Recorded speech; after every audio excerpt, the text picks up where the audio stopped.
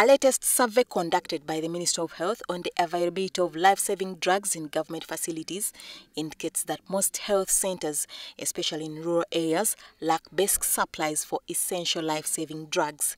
It is reported that some health centers take up to 6 months without drugs, and it is worse in Karamoja region, where several government facilities fail to get supplies of maternal medicines and mama kits, topping the list of the scarce commodities in these centers.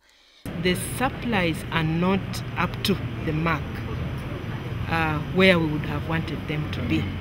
And various reasons have been given. First and foremost, the amount of commodities required could be inadequate in terms of numbers because of the amount of resources, amount of money, amount of finances available to procure them. Centers. The report is pinning national medical stores for the delays in the supplies. Do they have a system if they arrive in the national medical stores?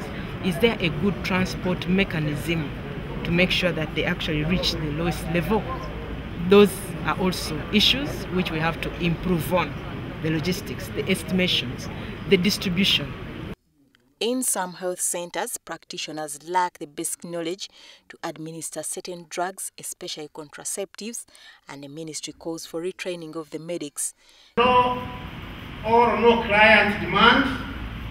This one was mainly affecting the private sector, where some of them, I think, they don't offer these maternal and child services, especially referring to reproductive health. Then there was no trained staff to provide these medicines. The ministry is also recommending for mass sensitization of the public to know their basic health rights and always demand for their rights from health workers. Stella Nabakoza, WBS TV, Kampala.